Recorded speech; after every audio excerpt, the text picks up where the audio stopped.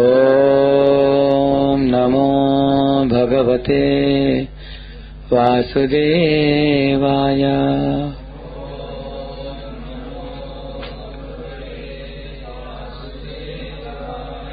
Om Namo Bhagavate Vasudevaya.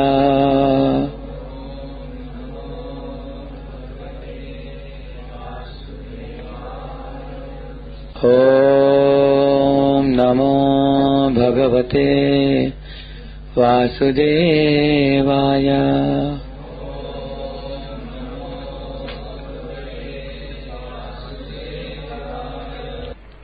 So we will go to this verse today. This.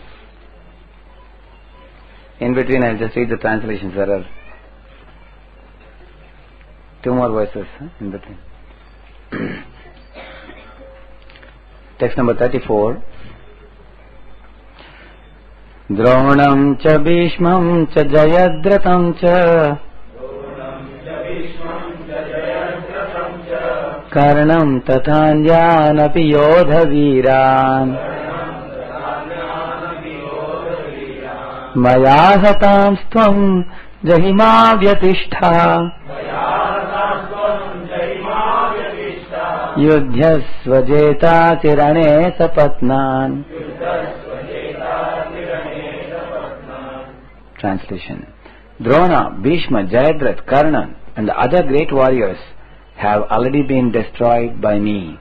Therefore kill them and do not be disturbed.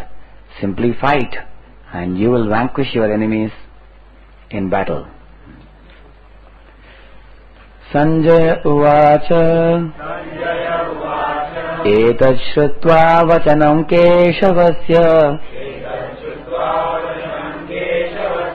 kritāṅjalirvepamāna kirīti namaskritva bhūjayevaha krishnam sagadgadam bhīta pranamya. Sanjaya said to Dhritarashtra, O king, after hearing these words from the Supreme Personality of Godhead, the trembling Arjuna offered obeisances with folded hands again and again. He fearfully spoke to Lord Krishna in a faltering voice as follows. Arjuna uvāca sthāne hrishikesha tava prakirtya jagat tanurajyate cha rakshamsi bhītāni disho dravanti sarve namasyanti cha siddha sanghaha. Arjuna said, O master of the senses, the world becomes joyful upon hearing your name, and thus everyone becomes attached to you. Although the perfected beings offer you their respectful homage, the demons are afraid, and they flee here and there. All this is rightly done. So there's a brief, very interesting purport. Arjuna, after hearing from Krishna about the outcome of the battle of Kurukshetra, became enlightened. And as a great devotee and friend of the Supreme Personality of Godhead, he said that everything done by Krishna is quite fit. Arjuna confirmed that Krishna is the maintainer and the object of worship for the devotees and the destroyer of the undesirables. His actions are equally good for all. Arjuna understood herein that when the battle of Kurukshetra was being concluded, in outer space there were present many demigods, siddhas, and the intelligentsia of the higher planets, and they were observing the fight because Krishna was present there. When Arjuna saw the universal form of the Lord, the demigods took pleasure in it, but others, who were demons and atheists, could not stand it when the Lord was praised. Out of the natural fear of the devastating form of the Supreme Personality of Godhead, they fled. Krishna's treatment of the devotees and the atheists is praised by Arjuna. In all cases, the devotee glorifies the Lord because he knows that whatever he does is good for all.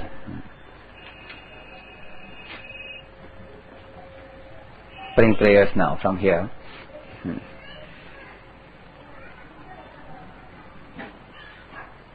Especially Prabhupada, all this is rightly done. On one hand, Arjuna found that all the perfected beings are offering Krishna praises and respects and glorification. While all the demons were very afraid, they are fleeing here and there.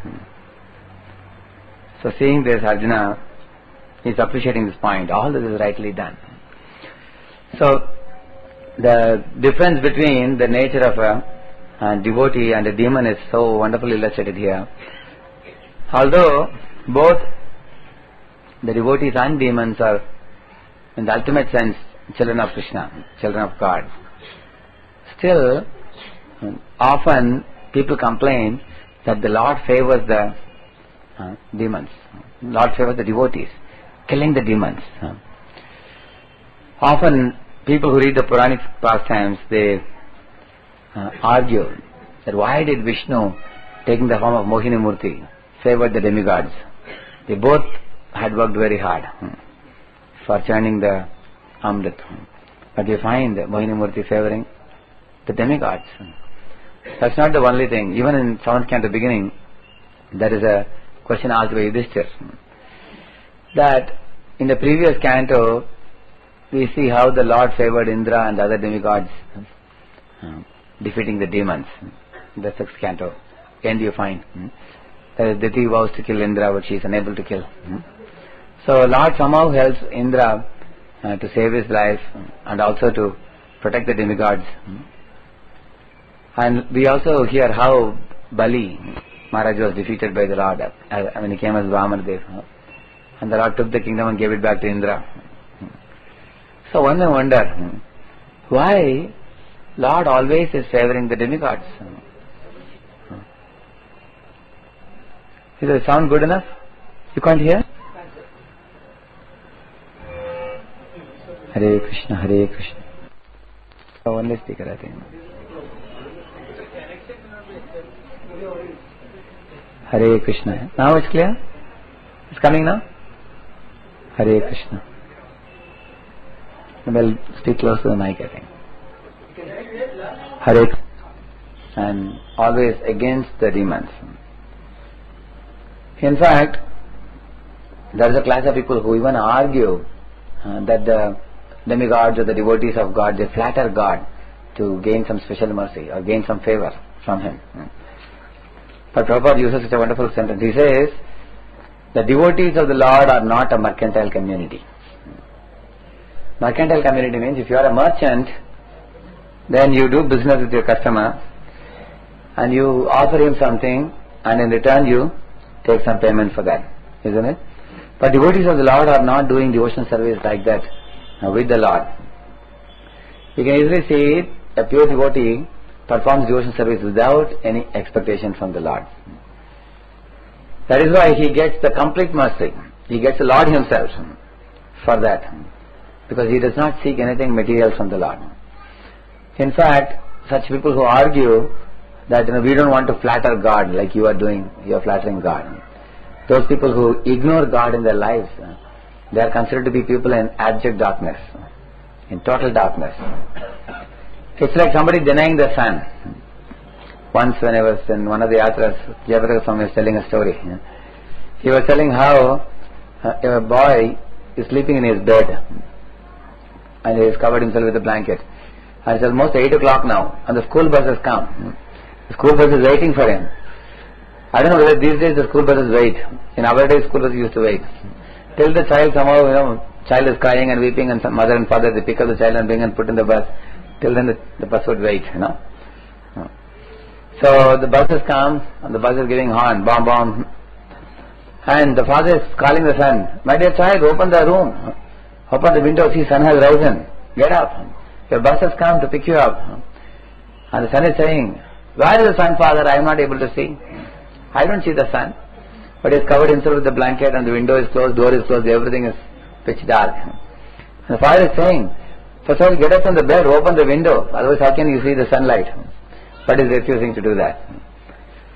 So he was telling, in the same way, the Lord's mercy is available for one and all. It depends on the receptacle. It depends on the receiving person. How much you want to receive that mercy. So just as the sunlight is available to everyone. Sun doesn't say, here is a poor man's house, I am not going to give the light. I will withdraw my light there and let me give only shadow there. No. The sunlight or the moonlight is available for everyone. So Lord's mercy is available for every living being. Every living being is actually servant of Krishna. Jiva Swarupa Krishna Nitya. So it depends on how we receive it from the Lord. So those who deny the Lord's existence, or those who don't surrender to the Lord, and those who always are envious of the Lord and keep arguing against the Lord, such people make themselves make the mercy of the Lord unavailable in their lives. So they are in darkness, like this boy who was in darkness, who could not see the sunlight. On the other hand, there are a category of people who go to the Lord only for gaining some material benefits.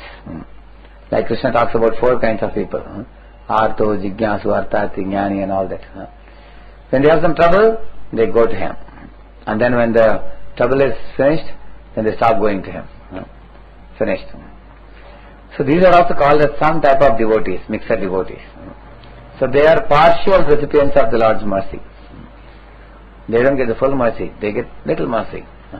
By going to Krishna temple, bowing down to Krishna, begging him to help them in their trouble. Many people do that in India. It's very, very common. People going to Lord for help. But the top class people are those who are pure devotees, who do not demand anything from the Lord. They just go to him. Out of love they worship him. Out of love they offer him patram, pushpam, phalam, toyam, yome, bhaktya prayachati, with bhakti. So they are pure devotees, and they don't expect anything from the Lord in return at all. So such pure devotion is also appreciated by Krishna. Now, why will the Lord not reciprocate with such a devotee who is offering pure love? Even in this world, if somebody wants to selflessly serve you, whoever it is, then you also want to reciprocate with that person. Is it not? It's very natural. It's very obvious.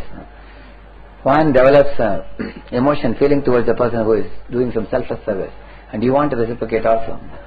In the same way, the Lord also feels that he should do something for the benefit of the devotee, although the devotee does not demand anything. Simply out of love, the Lord wants to do something. In Bhagavad Gita, you will find the reasons given why the Lord appears in this world. There is a reason given there in Bhagavad Gita. What he says? Paritranaya sadhunam vinashaya cha dushkritam dharma samsthapanarthaya sambhavami yuge yuge. So these are 3 reasons which are prominently known to everyone. Paritranaya sadhunam. Who is a sadhu? I come to protect the sadhus, the Lord says. But who is a sadhu? Often there is a notion amongst Indians that sadhus means somebody who is very honest, somebody who is truthful, somebody who is always following the moral principles. He is a sadhu. But actually the word sadhu has nothing to give and take with just mundane moral principles. A sadhu means one who is situated on a transcendental platform, one who is beyond the ordinary morals of this world, which means a sadhu not only follows the moral principles of the world, but he is a lover of God. He is a devotee of God. That is the meaning of sadhu. Otherwise people tend to think that, if somebody is a good person, somebody is a nice person, they think he is a sadhu. Many people. But often people who follow the mundane moral principles, they are not necessarily devotees of God. A devotee is a moralist, but a moralist is not a devotee.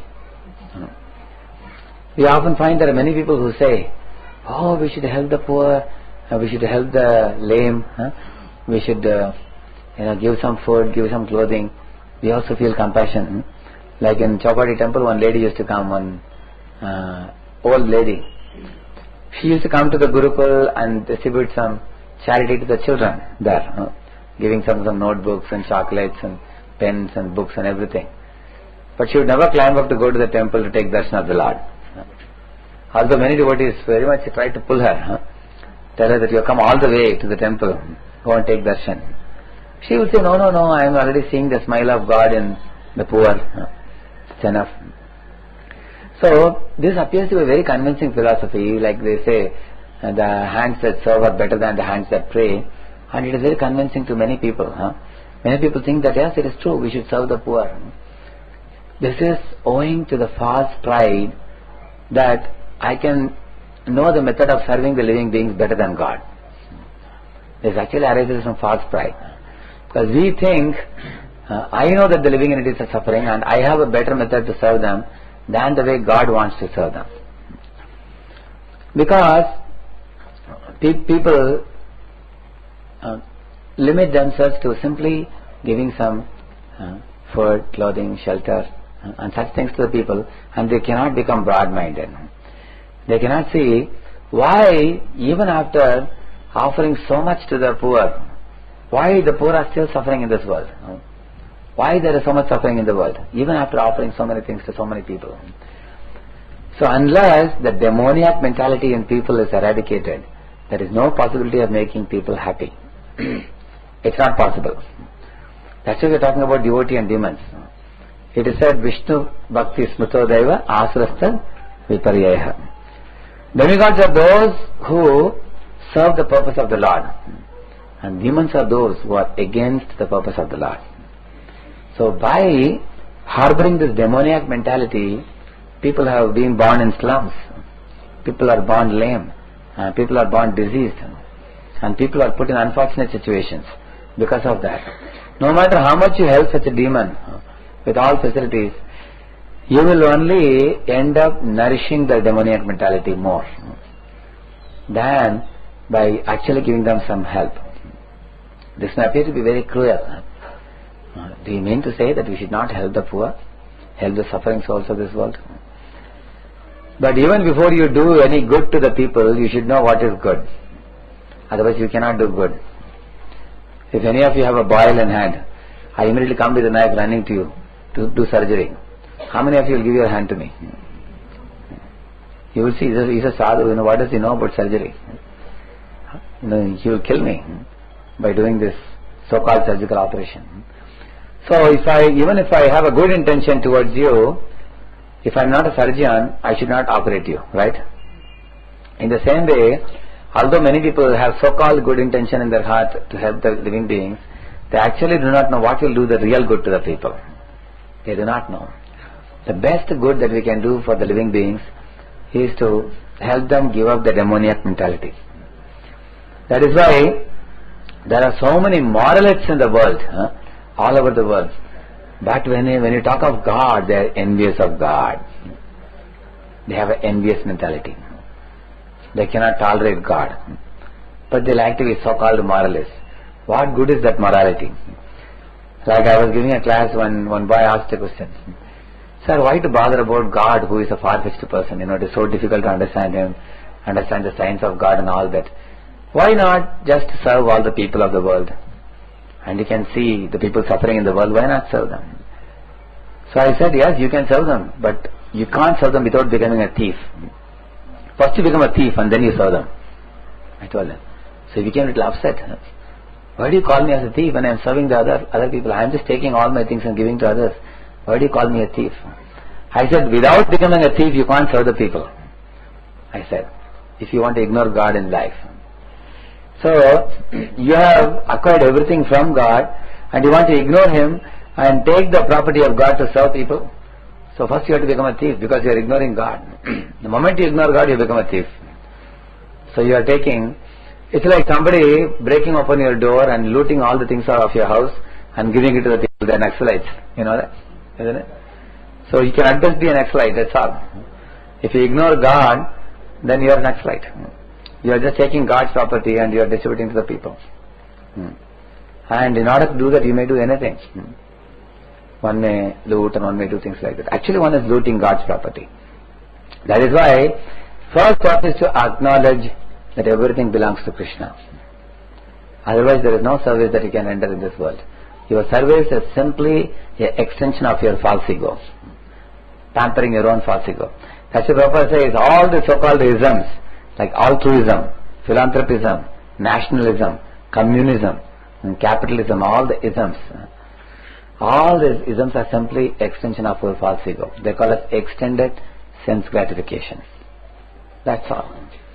We can't do any good to anybody. That is why a devotee of God is convinced of the fact that unless a person becomes a devotee of God, he cannot be happy. Prahlad Maharaj says that. In one of his verses he says, Nānyam tvadasya sharanam brahmatonu pashye. He says that.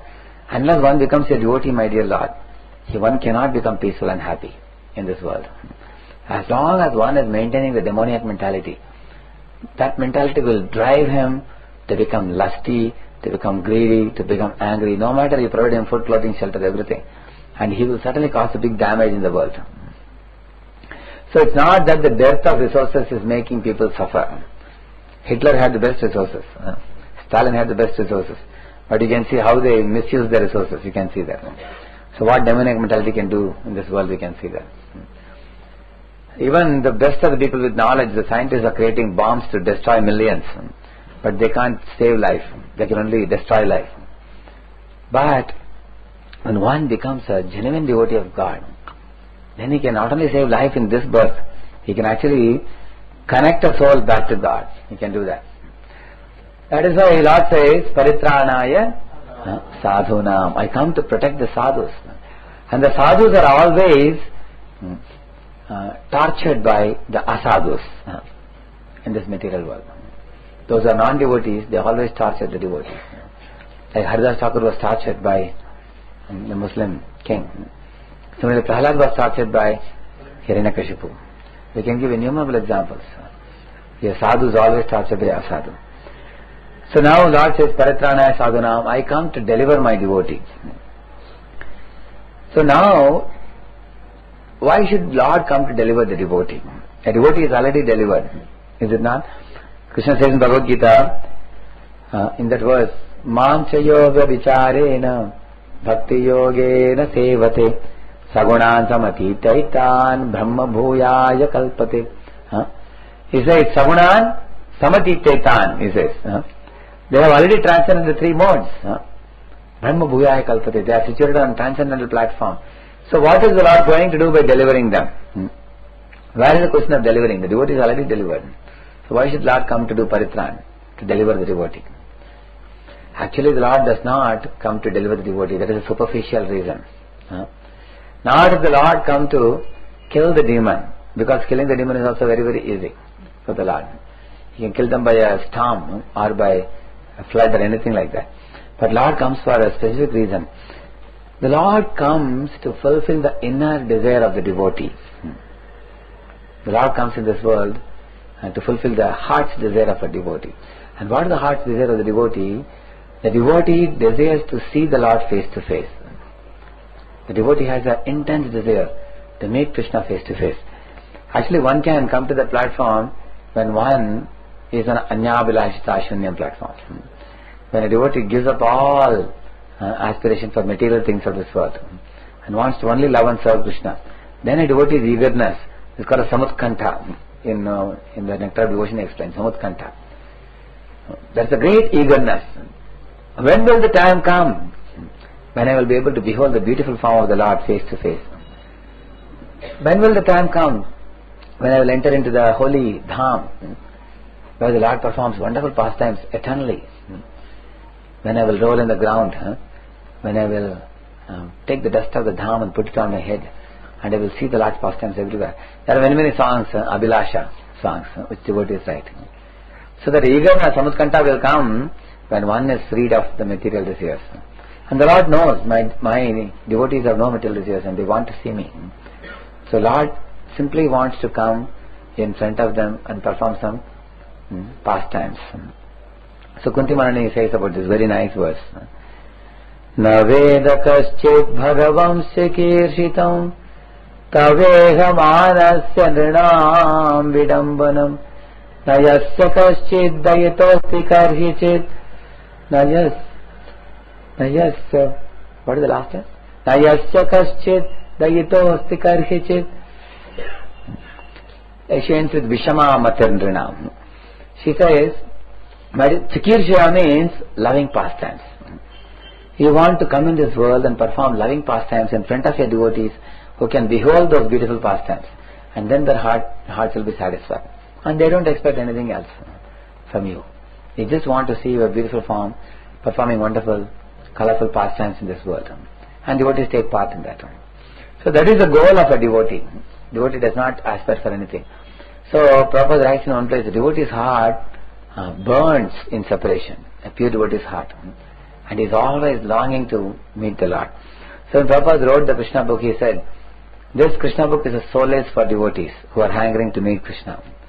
By reciting the pastimes in Krishna book and in Chaitamrita, one can experience God moving in their midst by reciting the pastimes. That's why Prabhupada called it a solace to the devotees, by reading those pastimes. One can feel, just like you feel your brother or sister or mother or father moving amidst you. When you read these pastimes, one can feel the presence of Krishna very strongly. The more one's heart becomes purified, Krishna's presence is very strongly felt by a devotee when one hears the pastimes of Krishna. Actually, one has to have a very simple heart for that. Only then one can hear. Krishna says, Shamo damas tapas shaucham shantir arjam mevacha. So the arjam is translated as simplicity. In some places it is translated as honesty. So simplicity means, just like Prahlad, he could not believe that his father can kill him. When his father planned to kill him, when he decided to kill him, when he was about to kill him, Prahlad thought that my father is joking with me. He could not believe that his father would kill him. That is the meaning of simplicity.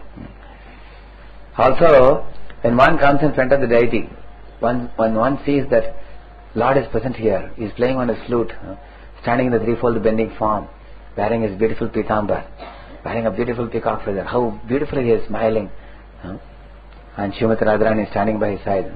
Such a beautiful darshan. So when a devotee feels Krishna is standing here, Radharani is standing here, he prays in that song, Aha Prabhu Nanda Sutta Vrishabhana Sutta Yuta Karuna Korovei Baru. So when a devotee prays like this, then it is said he has a simple heart. So when a devotee has a simple heart and a pure heart, when a devotee hears these pastimes of the Lord, it is as good as taking part in the pastimes, in the Lord's pastimes. It's not different from that. That is why Kunti Maharani in her last prayer she says, Shavana Smaranarhani Karisyaniti Kechana. What is it verse? Shinvanti Gayanti Grananti Bhīṣmaṁ Smaranti Nandanti Tavehitam Jana Tayeva Pashyed Ajran Achirena Tavakam Bhava Prabhaho Uparamam Padam. There's one more verse like that. So in the next verse she says, here also she talks about this. Shravanam, Shinvanti, Gayanti, Grinanti, Abhikshna. Those who continuously hear, Gayanti means sing, Grinanti means take the holy names, Abhikshna means continuously, 24 hours a day. Such people can actually very easily transcend this portion of material existence and be situated in a divine plane, transcendental plane. So one can be situated like that. So Lord of course comes to please the devotees, but what about the demons? Is the Lord unhappy with the demons? Or Lord derives some kind of sadistic pleasure in destroying the demons? No. Nobody can be enemy of the Lord. Here Arjuna is saying the demons are fleeing. Does that mean that Lord considered himself the enemy of the demons? Never. In fact, Uddhava, while speaking to Vidura, in that very famous verse he says, Aho Bakiyam Stanakalaputam. He says, this great demoness, Putana, she is made poison in her breast to come and kill Krishna. But what did Krishna do in return? So Krishna took it positively. Although she gave poison, he did not consider that the poison is bad. He saw the positive side of it. He thought that she came as a mother to feed me her milk. So let me give her the post of a nurse in the spiritual world. So this is how Krishna deals with demons. That means Lord is not actually envious of the demons, as the demons often think. The demons think the Lord is partial. The demoniac people comment that the Lord is partial to the devotees. But you find that the Lord is not partial. Lord even gave such a position to Putana. But at the same time, it is the demons who consider themselves to be the Lord's enemies. It is the nature of the demons. You see, Lord says, yodha-vīrān prapadyante tathāṁ sadeva bhajāmyaham. So Lord just reciprocates with the way that the devotees and demons behave towards Him. So as we said, the devotees are pure-hearted, they don't even aspire for any material benefits from the Lord. So Lord just reciprocates love. So because the devotee asks only for love, the Lord gives love to them. So you want love, you accept love. I am giving you love. Because you are giving me love, I will also give you love. And the demons want to fight with the Lord. They want to kill the Lord. They want to destroy Him. Some or other. The Kamsa tried to kill Krishna. Like Hiranyakashipu tried to kill Vishnu. In fact, he told the demons that all my demoniac associates come. You go to the material world. He said you go to the earth and you destroy all the gopurams. You destroy all the holy places. He said you destroy the orchards which give where there are nice pious trees like mango trees, jackfruit trees which are giving valuable fruits. You destroy all of them. And you destroy the bridge which helps people to cross over. Don't keep the bridges. And you go to the hermitages and set fire to the hermitages where the sages live. And don't allow the gardens where people are getting valuable things. Cut down the trees. Break the gopurams, he said. So we can easily see the demons derive a great pleasure in destroying the Brahminical culture. That is the nature of demons. And he said, what am I going to do? I am going to perform a very, very severe penance. And by that penance, I will acquire powers to sever the head of Vishnu from his body. When I do that, all the demigods will die. Because all the demigods are exactly like a tree that is deriving nourishment from the root. When the root is cut off, then how can the tree survive? The whole tree with all its flowers and fruits and the branches, it will totally dry up when it is removed from the root. So like that, when I kill Vishnu, then all the demigods will be dried up. They will all be destroyed. So I will kill Vishnu, he said. And you can see Ravana in the same way. Wanted to kill Ram. How many years of, how long such a fight? It went on and on. Although he got advice from Vibhishan, he got advice from Mandodari, he got advice from so many good souls. He didn't want to hear the advice. This is the meaning of a demon. A demon is a determined thief. He is determined to act against the purpose of the Lord. And you will find all over the world these two categories of people always present. They are against the purpose of Vishnu. So because they are against the purpose of Vishnu and because they want to fight with Vishnu, so Lord also says, okay, I will fight with you. Because you like fighting with me, I will also fight. And the Lord knows that unless the demons are given a good lesson, they are not going to reform. So, just as a mother would slap a child who is not doing the homework, so Lord also gives a demon a good dose by which the demons will learn the good lesson. So one category of demons are those who learn it a hard way and they are killed by the Lord and they are liberated by the Lord. That's one big advantage of one who is killed by the Lord. You see, when the Lord's barn, like Rama barn, touches the demon's chest, immediately it sucks away all the sinful reactions from the body of the demon. And the demon, having become purified, then he goes back to the spiritual world. Killed by the Lord. Because the Lord, anything that is touched by the Lord is transcendental, isn't it? So even the arrow that is touched by the Lord, the arrow that is used by the Lord is actually pure. What to speak of somebody killed by a Lord's weapon, even somebody who has glanced at the Lord in the battlefield of Kurukshetra, they all got liberated and they achieved something in the region of transcendence, some position they achieved. According to Bhagavatam, it says that they achieved the Swarupa. They all got their Swarupa back, it is said. So such is the purity of the Lord.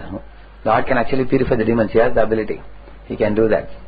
But there are demons in front of whom, even when the Lord appears, still they continue to maintain the demoniac mentality.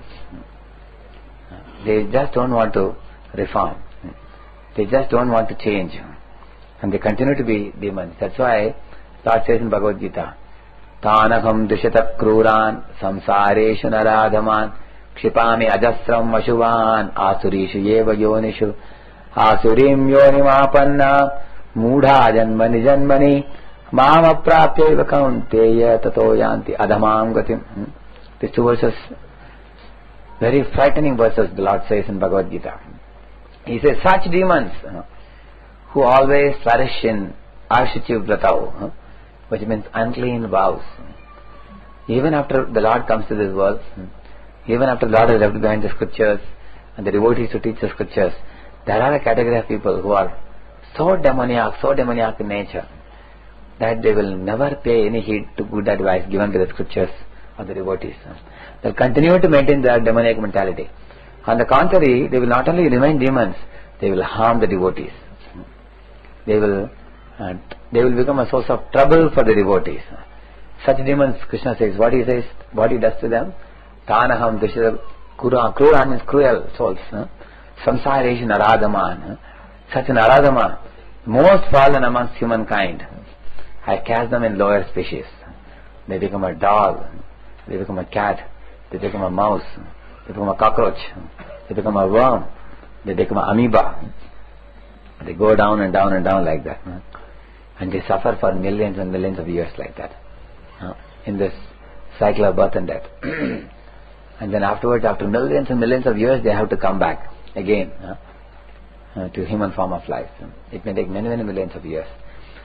So such demons, they have invited trouble in their lives by their own deeds, by their own mischievous, nefarious activities.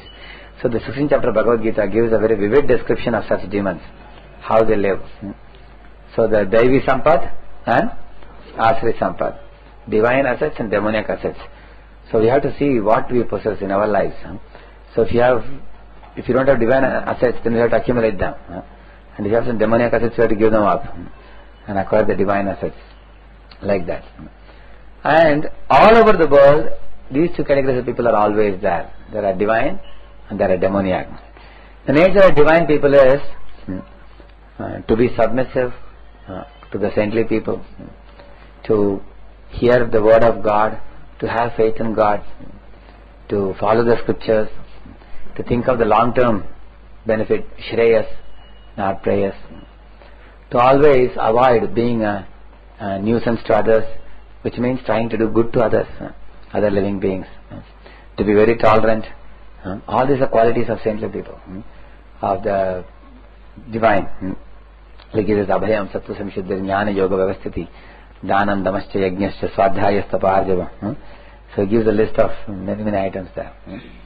Divine people. On the other hand, the demoniac people, they are always ignorant. And though ignorant, they are very proud. They consider themselves to be very great. And because of their mischievous activities, when they cannot achieve their ends, they always blame other people around them. That only because of this person I am suffering. They put the blame on others. And they consider the enjoyments, lusty enjoyments of this world to be the ultimate goal of life. Filling up their belly and enjoying the senses is considered the highest goal of their life. And there is nothing beyond them. And they always cause nuisance to people around them. They cause harm, verbally, physically, to all the people around them. And as far as God is concerned, they never follow the laws of God. They break all the regulative principles. And because of trying to break the principles, they break themselves against those principles. Actually, nobody can break the principles. We can only break ourselves against it. Because when one tries to break the regulative principle, then one damages oneself. So they say, the demons, not only they ignore God, they try to put a stumbling block in the purpose of God. You see, the whole material creation is created for a definite purpose. What is the purpose? It's an arrangement to reform the souls. We can call it like a jail. Like a jail is meant for reforming the thieves and rogues and pickpockets and everyone, who are all the people who have done all mischievous activities. So in the same way, the material world is created in order to reform all of us. That is the purpose. So the souls have to go higher and higher, from a lower standard to higher and higher standard, become totally purified and go back to Him. But the demons put a stumbling block in the Lord's purpose. What they do? Instead of helping the people to become purified and go higher and higher in purity and then ultimately achieve God, they try to stop the activities of devotees by putting some stumbling block, and also try to propagate maya more and more in this world, by which all the souls, instead of going up, they will be gliding down, like that. So this is the activity of demoniac people. That is why here in this Vishwarupa Darshan form, Arjuna is watching here. He is saying, the world becomes joyful upon hearing your name, and thus everyone becomes attached to you. Although the perfected beings offer you their respectful homage, the demons are afraid and they flee here and there. All this is rightly done. Arjuna is appreciating that the demons are fleeing here and there. So it's actually glorifying Krishna. Very good. Because when I appreciate you, my dear Lord, the demons are becoming envious of you. And the demons are always against your purpose. Due to which, when you show this ferocious form of Vishwarupa Darshan, and the demons are all afraid that you are going to devour them, and they are fleeing here and there. And it's all rightly, Hare Krishna, it's all rightly done, he says. We can see when devotees try to propagate Krishna consciousness, you will always find demonic elements coming in your way. One time in the train, when we were going from Pune to Bombay, whenever we do kirtan in the train, we try to do it softly, so that people don't become envious and certain stuff. So one time we were doing this kirtan. It was evening time, and there was a lot of noise from the station, from the train and everything. So we were doing a soft kirtan, and there was one lady sitting some 7-8 seats ahead, and from there she stood up and shouted loudly, "Stop it!" She was shouting at a full voice, and devotees became stunned, totally. There was pin drop silence. So one devotee was telling, "Hey, she is so far away. What is the problem? She may not be even able to hear properly. She must have heard slightly. And there are people in between her who never made any complaint." So again we start, and devotee started again. And I told them, keep it very soft. And this time we were even more softer. And she came walking very majestically in front of us. She stood in front of us. "Are you going to stop or not?" She was shouting. Then I told the devotees, "Okay, you don't play kartal, don't play." Then I asked her, "What's the problem?" See, we are playing so soft, She said, "No, this I just cannot tolerate. You people are coming in the streets. You are coming colony to colony in Bombay. I am seeing this is nonsense.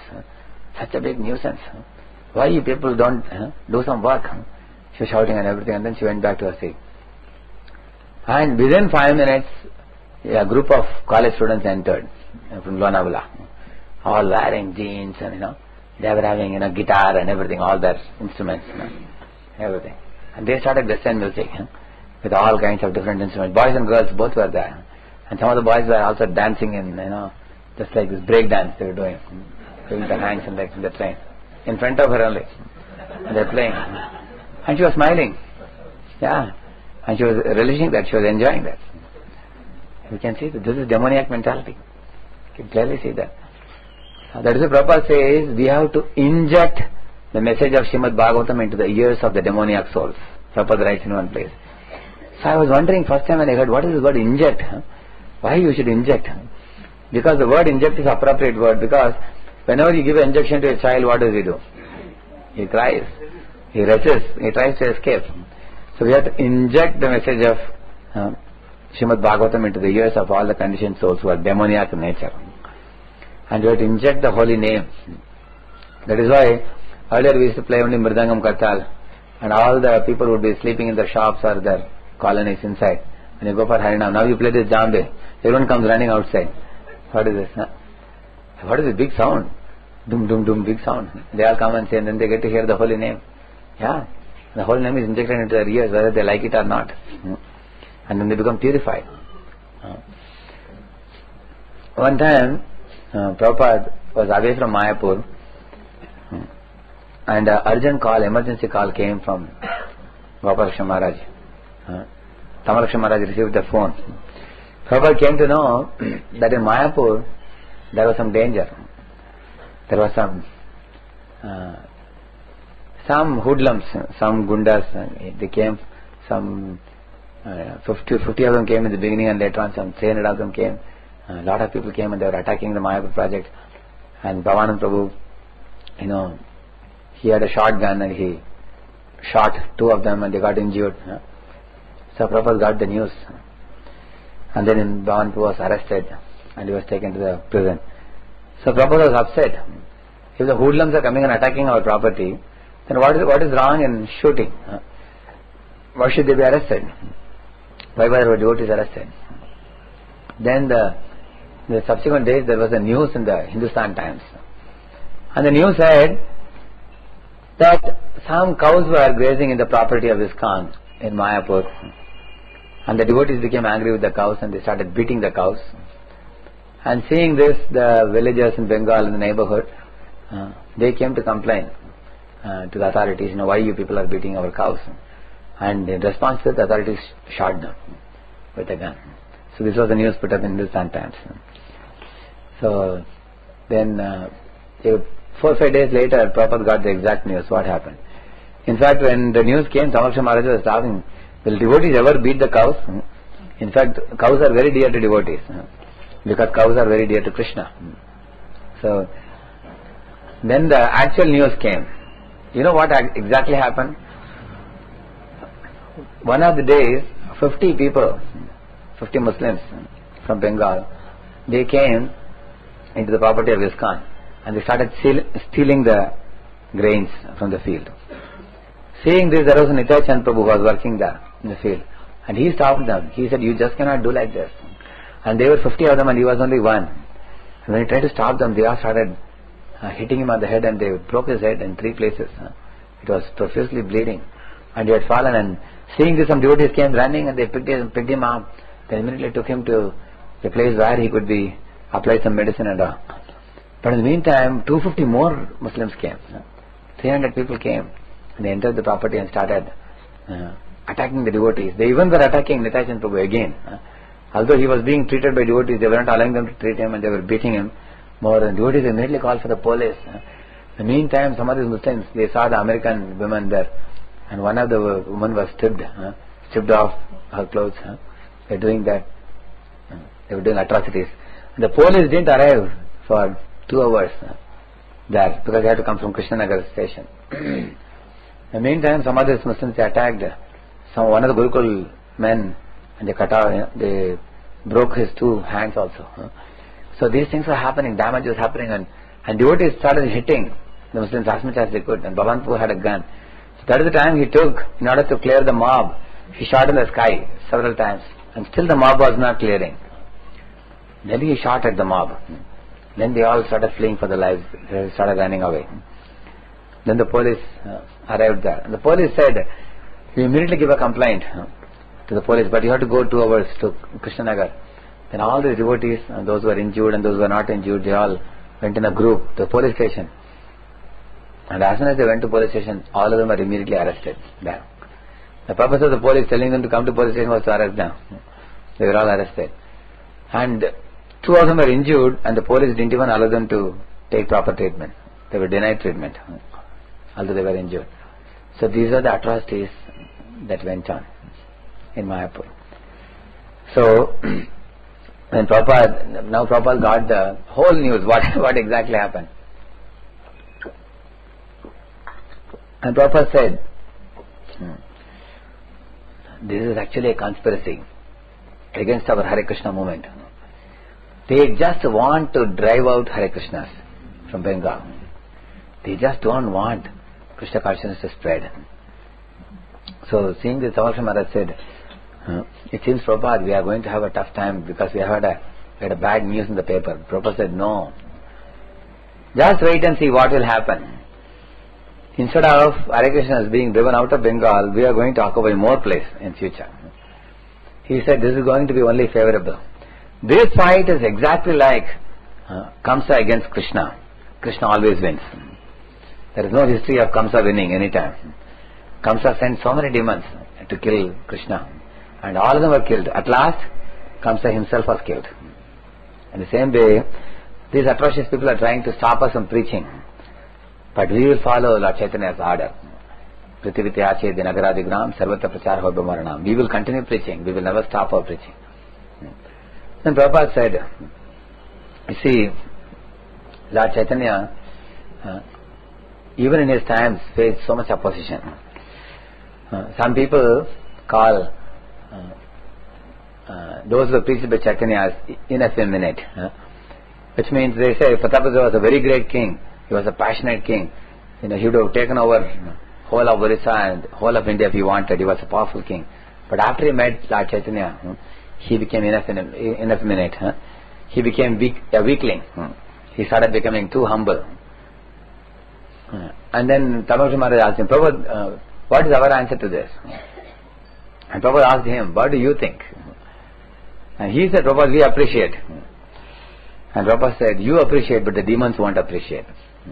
He said, Chaitanya Mahaprabhu's philosophy is Nadanam, Najanam, Nasundarim. He said, we don't want to enjoy beautiful women. We don't want to enjoy wealth.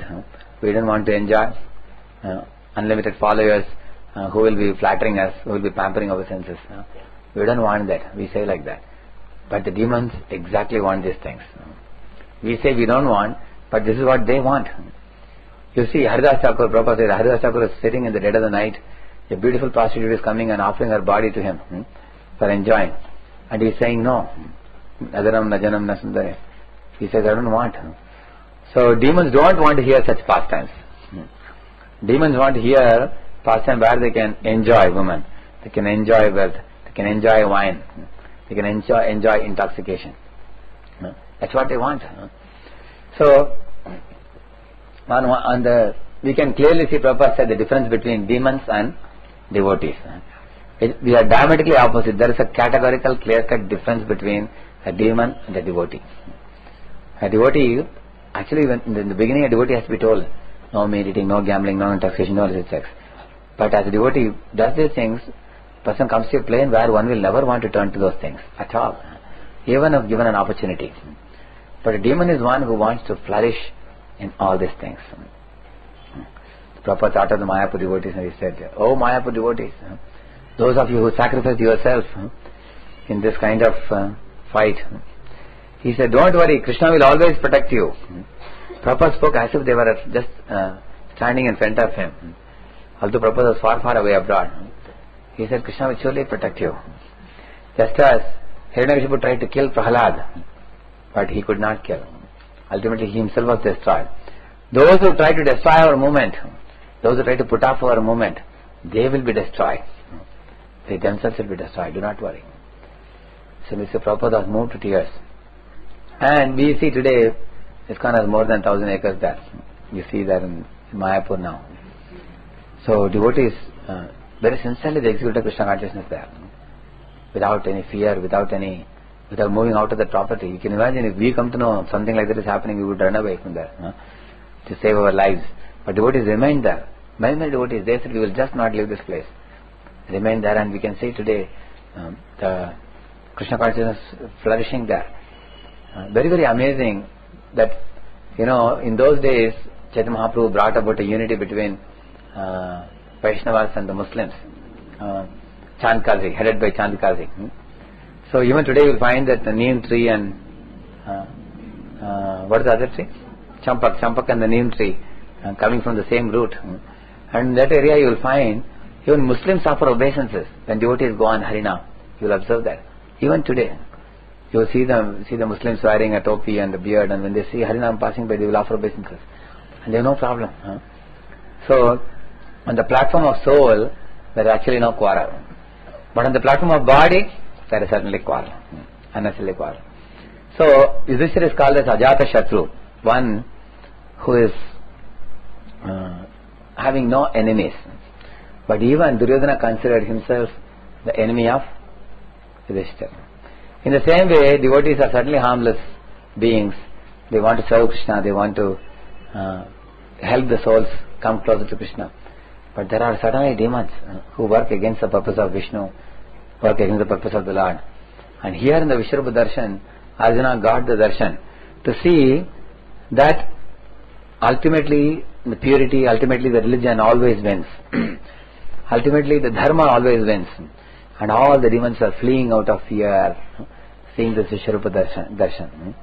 Although in the modern times, it appears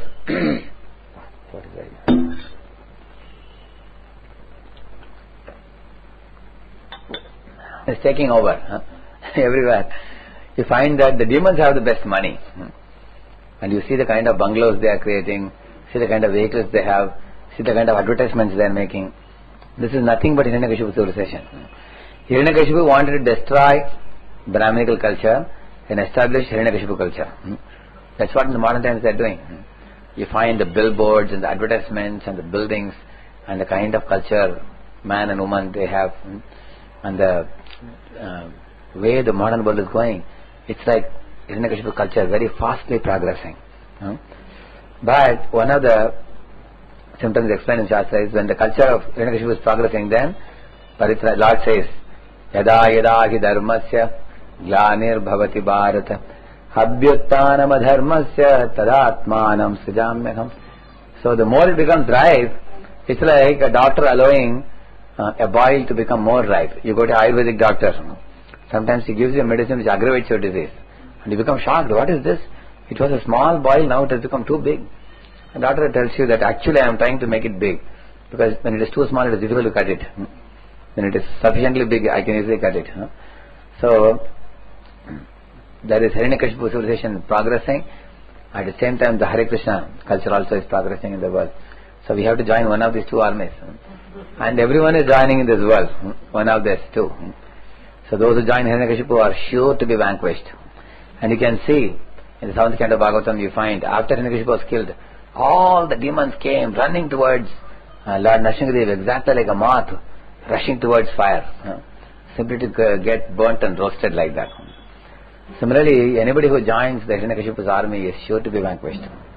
But those who join the Hare Krishna army, as it says, what is it verse? Kalau dosha nidhe rajan asti ekan mahan guna kirtanateva krishnasya mukta sangha param brajeti, says. By Krishna Kirtan, one can get liberated from this world and return back home, back to Godhead. Especially in this Kali Yuga, it is very much stressed. Krishna Kirtan is the only shelter in the age of Kali Yuga. There is no other shelter. Anybody who puts oneself under the umbrella of Krishna Kirtan, Krishna Bhavanamrit Sangha, such a person is the most fortunate.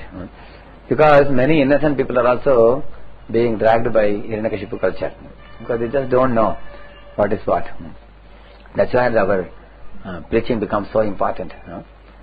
So here Arjuna is a devotee, but still he is appreciating that Krishna, what you are doing is proper, because these demons are actually acting against their purpose. So in order to set things right in this world, you kill the demons, so that the world can go for the purpose for which it is created. As Arjuna is appreciating. Hare Krishna. Any question? One question. 16th chapter. See, even after seeing Krishna, some people they don't change. Like Duryodhana, for example, like Shishupal, he is talking about Vena. He is saying Katamopina Vena. So that means they don't strike a relation with Krishna. They may be knowing Krishna. Yeah, but all the characters in Mahabharata got liberated. But Vena, for example, he says Katamopina Vena Syat Panchanam Purusham Prati. With respect to Purusha, Krishna, he had no relation at all, he says.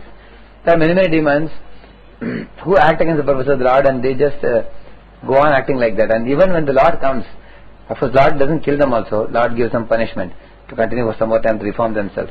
But they have to reform and come back again. You have to reform. Ultimately everyone has to come to the platform of purity. Yeah, because material world is not a permanent place.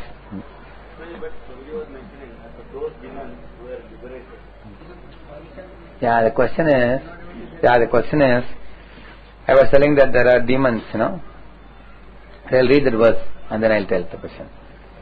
See, he says here, those who are envious and mischievous, who are the lowest among men, I perpetually cast them into the ocean of material existence, into various demoniac species of life. And then he says, the Prabhupada writes there, in this verse clearly indicated that the placing of a particular individual soul in a particular body is the prerogative of the Supreme. The demoniac person may not agree to accept the supremacy of the Lord, and it is the fact that he may act according to his own whims, but his next birth will depend upon the decision of the Supreme Lord. Like he says. And then he is saying, Asurim Yonimapana. Here he says, attaining repeated birth amongst the species of demoniac life, O son of Kunti, such persons never approach me. Gradually they sink down. Most abominable type of species. Now I remember. So in one Bhagavatam, Prabhupada writes about this. He says, first when a demon behaves like this, Lord puts him in more and more lower species. So they suffer more and more. And by that suffering they learn a good lesson by hard way. And then they have to reform. But if they don't reform and they start becoming bigger and bigger demon, Lord thinks ultimately that now there is no point allowing him to continue like this. I have to kill him and purify him. That time he kills them. I read it in one Bhagavatam Purport. So you had one question, I think it is answered. Because it said that when Lord comes to this world, some parshads come, and along with that, those souls who are in the material world, who are purified, they are given a chance to do lila with the Lord. Yeah. So what is the fire spirit of the demons? I was going to ask. When the Lord comes to this world, his parshadas also come, his associates also come. But sometimes his parshadas play the role of a demon sometimes. Like sometimes a king may have official, mock fighter, official wrestler. He may appoint somebody as official wrestler and he may have a mock fight with them. So the wrestler knows very well, this is a king. I am fighting with him for his pleasure. And king gets a great pleasure in fighting with him. Like that the Lord brings his devotees like Jaya, Vijay and all. And gives them a certain role. And they may fight with apparently. Because Lord has different type of rasas to enjoy. Apart from those devotees who come like that, if somebody is actually a demon, then when he is killed by the Lord, then he becomes purified. Like you said, because Lord asked for them to the lower world. No, he will catch them only if they are not like super demons. If they are like less level demons, then Lord gives them more and more demoniac bodies where they learn a good lesson. If they don't learn a good lesson, then last thing is to kill them. Yes, with his own hand he kills them. See, it's like sometimes your body has your leg has got some kind of boil and becomes bigger. And then you're taking some medicine. Sometimes by applying a medicine, the medicine fights against the unwanted things in the leg and it cures it, for a period of time. Or you can make the boil a little bigger and you can sever it. But then sometimes the leg becomes so totally rotten that you have to amputate it. What do you call it? Gangrene they call it. So that's what happens with demons. That a person becomes demoniac, more demoniac, most demoniac. So then nothing can be done. Then the Lord himself has to purify him. So Lord feels, I sent him to this world to purify, but that's not happening.